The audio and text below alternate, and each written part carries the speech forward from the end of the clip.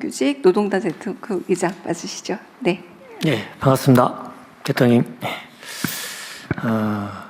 그 대한민국의 노동조합 조직률이 12%, 13%, 비정규직 조직률은 2%대고 30인 미만은 0.1%대 대다수 비정규직 사업장들이 많죠.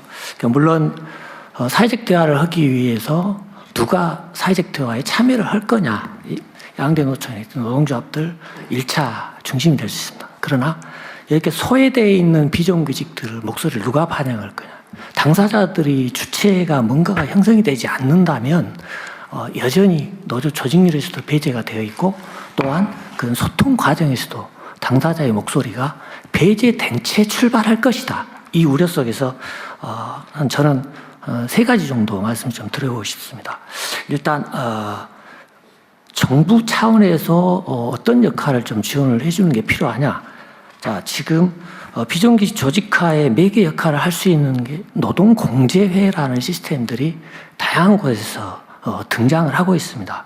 그러니까 이 노동공제회는 노동조합하고는 틀린 것이죠. 그러나 당사자 자신들이 스스로 십시일반 모여서 소통도 하고 문제 해법도 좀 찾아보고 어려울 때 서로 돕고, 이런 시스템들이기 때문에 이런 노동공제가 설립되는 것을 지원하는 시스템이 좀 필요하다.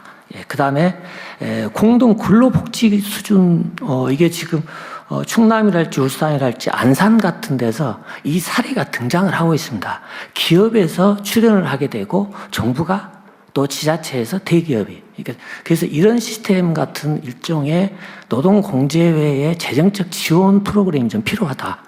그 다음에 두 번째, 취약 노동자들 노동상담이랄지 교육이랄지 홍보 캠페인을 이미 지방자치단체의 노동센터, 즉 지방자치단체에 설립되어 있는 비정규직센터랄지 노동공익센터가 전국에 한 60여 개 지자체가 설립 운영 중에 있습니다. 근데 이제 이게 문제는 지자체장이 바뀔 때마다 폐쇄가 되거나 또는 예산이 축소되거나 인력이 감소되거나 이런 현상들이 들랑달랑, 그래서 안정적이지 못하다. 그런데 실제 이런 지자체 노동센터들이 현장에서 경비원, 대리기사, 플랫폼 프리랜서, 또 배달 라이더, 이런 취약 노동자들 무수히 많이 만나고 있습니다.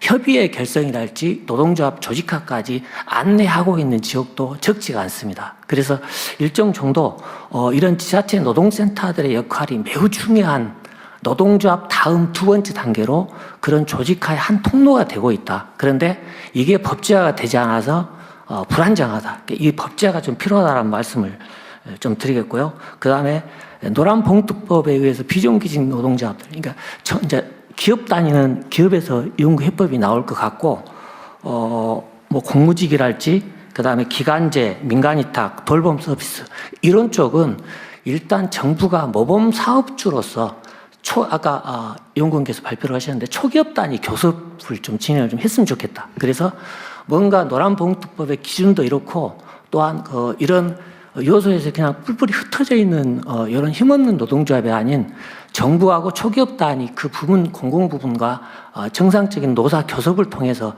뭔가 모델을 좀 만들어내 준다면, 이런 말씀을 드리겠고, 그 다음에 마지막으로 노동시장 양극화 디딤돌 관련해서는 특수고용 플랫폼 프리랜서 이쪽이 지금 일하는 사람 기본법, 권리보장 기본법이 다음 달에 될 걸로 알고 있는데, 우리 노동부 장관님도 자꾸 이제 세부 내용에 대해서 말씀을 좀 하신 것 같은데, 이 법만을 가지고 현장의 변화를 과연 기대할 수 있겠느냐, 지금 이런 의문이 좀 많이 남아서요. 그래서 일단 우선적으로 사회보험하고 그다음에 산업안전보건법 같은 경우는 먼저 우선 적용할 수 있도록 좀 했으면 좋겠다. 그다음에 일하는 사람 그 기본법 후속 법안을 빨리 내용을 좀 발표를 해서 각계각층의 이런 당사자들의 목소리가 반영될 수 있도록 했으면 좋겠다. 이상입니다. 혹시 다른 말씀 이어서 하신다거나, 네, 다른 의견 좋습니다. 네. 원래 한국노총에도 비정규직 노조가 일부 있긴 있죠. 저 민주노총에 비해서는 아주 적습니다. 민주노총 좀 있어요.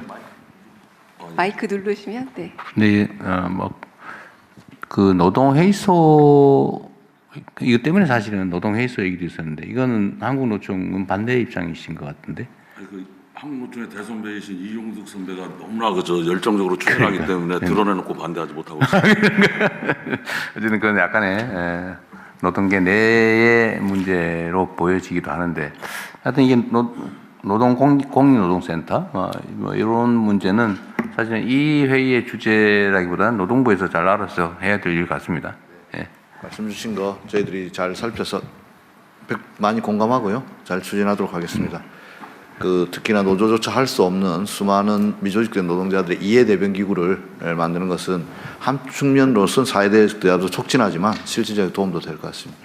어쨌든 우리나라의 노조 조직률이 너무 낮은 건 또 사실이어서 어쨌든 제 입장에서는 노동자들의 노동조합 가입률을 최대한 좀 끌어올려 보자. 왜냐하면 노동자들이 힘을 좀 강화를 해야 실제 대등한 발언, 대등한 교섭이 가능했어요.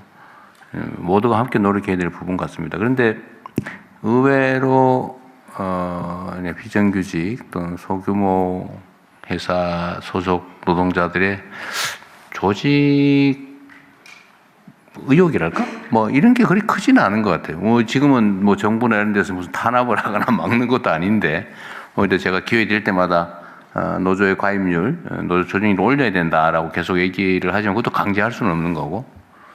그러나 그 현장의 수요는 그렇게 많지는 않아 보여서 좀 안타깝긴 합니다. 예. 여러 조사를 보게 되면 권익단체 구성의 필요성에 동의한다가 70%, 60% 이상 나옵니다. 근데 현실은 이제 노동조합에 가입했다라고 알려지는 순간 온갖 불이익이 출발이 되기 때문에 근데 이런 지점에서 노동조합을 가입할래 할 수 없는 네. 그래서 중간 매개고리로서 노동공제회랄지 이런 시스템이 필요한 거 아닌가 이렇게 보고 있습니다. 고용을 꺼리는 건가요? 아니면 뭐 사회적으로 노동자 그러면 여전히 빨갱이 생각나고 그래서 그런 건가요? 사업주들 좀 의식이 이런 자리에서 제가 뭐라고 말씀드리지 모르겠습니다. 그런 것도 얘기해야 돼요. 네. 네. 또 다른 분 의견도 좀 들어보겠습니다. 사회적 대화 과정에서 비정규직의 문제뿐만은 아닐 것 같고요. 비정규직이나 여성이나 청년 이 취약계층의 노동자의 목소리가 사회적 대화 과정에서 충분히 좀 반영되지 못하고 있다. 그런 지적에 대해서는 저희가 경선회의의 앞으로 대화 과정에서 잘 좀 반영될 수 있도록 해보겠습니다. 네. 그래도 안 빠지고 참여하시게 했네요. 네. 네, 방금 위원장님이었습니다. 네, 말씀을 좀 그래도 소개를 해주셔야지 보시는 분이 또 알게 됩니다. 네, 예, 저 한국노총 위원장 김동명입니다. 네, 맞습니다. 네. 준비된 발언 말고 아까 그 주제와 연관해서 아까 대통령님 그 고용 유연화 말씀하셨는데 한국에서는 그 고용을 잃으면 그 뭐 해고 이런 것도 있지만 고용이 유연한 노동자는 모든 것을 잃습니다.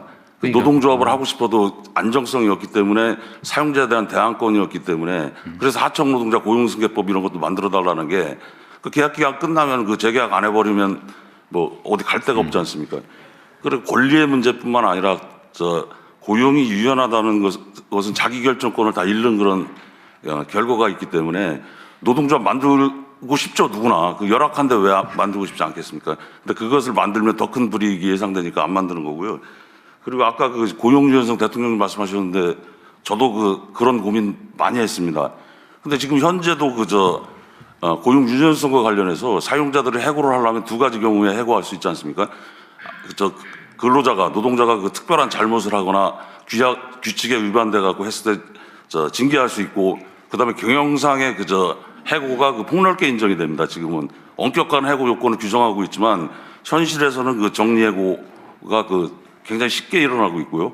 그렇지 않다 하더라도 아주 압도적인 대기업 아닌 중소기업 이런 데서는 인사 압박이나 뭐 이런 걸 통해서 구조조정 수시로 일어나고 있습니다. 그래서 저는 해고의 고용 유연성이 아주 경직돼 있지는 않다. 실제 현실에서는 이렇게 보고 있는데, 그럼에도 불구하고 기업이 고용 유연성을 더 목말라 하는 이유는 어디에 있을까요? 하나는 노동자들이 처음에 뽑았을 당시에 가지고 있던 가치, 이거보다 세월이 갈수록 다 이렇게 소진시키고 나면 나중에는 짐이 되죠. 가령 육체적인 노동을 하는 데서는 육체적인 기능이 떨어질 것이고 어떤 전문적인 영역을 하는 데 있어서도 그 숙련도나 이런 게 계속 증가하는 게 아니지 않습니까? 그러면 기업은 그 자기가 최종점에서 노동자의 그 노동성을 다 그 취하고 나서 그 이후에 그러니까 현재의 말하자면 과거에 그 충분히 그 경쟁력을 활용하고 현재의 경쟁력이 좋아졌을 때 갈고 싶어 하죠. 그 경우하고 또 하나는 계절적인 문제나 아니면 그 경기 순환을 타는 데 있어 가지고 경기 좋을 때 많이 쓰지만 그렇지 않을 때는 좀 비정규직으로 돌렸고 이런 것을 원할 거 아닙니까? 이런 게 되는데 아까 사회 안전망으로는 저는 이런 것을 해소시켜 줄 수 없다고 생각합니다. 가령 사회 안전망을 우리가 아무리 빨리 구축한다 하더라도 노동시장 내에서 정규직 일자리를 갖고 있는 사람의 수준만큼 만족시킬 때는 많은 세월이 걸릴 것이고 그건 사회적 저항도 만만치 않을 것입니다. 그리고 고용 유연성이 확보된다 하더라도 아주 대기업이나 전문성을 갖고 있거나 아주 좋은 일자리에 있는 노동자들 또 노동조합이 강력한 데들은 제도와 상관없이 생존할 겁니다. 그러나 그거보다는 낮은 수준의 이를 갖고 있는 노동자들은 회사의 그 정리해고나 징계해고 이상의 어떤 일상적인 해고가 가능한 그런 유연성을 어느 정도 수준으로 부여할지 모르지만 그것이 부여되는 순간에 이미 그 사람들은 그 일자리의 위협뿐만 아니라 자기가 그 일자리 내에서 누려왔던 자기 결정권, 자기 지위 이런 것들을 다 잃을 거라는 우려가 굉장히 크고요. 그래서 오늘 좀 대통령님 말씀 주셨는데 후속 말씀으로 좀 안심을 시켜주시려고 했던 것 같은데 후속 말씀을 하셔도 저는 혹시 오늘 경총 회장님이 야 이거 대통령께서 고용 유연성에 대해서 굉장히 조만간에 뭔가 조치를 하실 거 아닌가 이런 좋지 않을 텐데 의장님 기대감을 많이 가지실 것 같아가지고 그 마음대로 안 됩니다 이게. 근데 네. 저도 자꾸 비정규직 일자리 늘어나고 이런 게 사용자 편의에 있어서도 그렇지만 노동자들도 압도적인 힘이 있거나 자기 사회적 위치가 강하거나 그러면 이런 것들이 뒤집어지더라도 얼마든지 다시 반전시킬 수 있고 이런 자신감이 있으면 수용할 수 있을 겁니다. 근데 그런 것이 아직은 없어요. 존재감도 없고. 그래서 우리는 무조건 맞서는 것만 주특기로 생각을 하는데 과거같이 사용자가 압도적이거나 정부가 무조건 권위주의적이어갖고 이념적으로도 모든 노동조합을 탄압하던 시기에 우리는 맞서는 게 중요한 임무였는데 지금 위기 시대 아닙니까?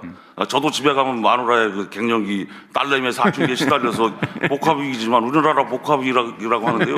이럴 때는 진영 내부에서만 문제 해결할 수 없어요. 그래서 저도 사회적 대화 하고 싶은 거고 대화하자는 사람이 상대한테만 모든 걸 요구할 수 없지 않습니까? 그래서 대통령님 말씀처럼 우리 신뢰가 쌓이고 진정성이 쌓이고 노동도 더 힘이 커지고 자신감이 생기면 언제든지 그런 문제에 대해서도 네. 책임감 있게 네. 유연하게 대화에 임하겠습니다. 네, 노동자들이 힘을 키워야 되는 건 분명해요. 네. 네. 그리고 지금 위원장님 준비된 거 하세요. 네. 네. 그리고 지금 말씀하셨는데 앞으로 조직률을 높이는 게 왜 중요하냐면 정규직 노조가 주축을 이루고 있는 한국노총도 취약한 노동자들을 대변한다고 하지만 조직 내부의 질서라는 게 있기 때문에 비정규직이나 하청 노동자나 특권 노동자나 이런 사람들이 조직에 많이 조직화돼야지만 조직 내부도 진정성 있게 그 사람들 대변할 수 있습니다. 그래서 우리도 조직률 많이 높일 테니까 정부에서도 조직률 많이 높일 수 있도록 그런 건 많이 제가 권장 많이 하고 있어요. 네. 이제 읽어도 됩니까? 네. 시간 너무 많이 아니 좀 잡으면 사회자로서 저는 할당을 또 생각할 수밖에 아이, 없습니다. 하세요. 하긴 할까요? 놔두세요. 예. 네, 네, 네. 그러나 가령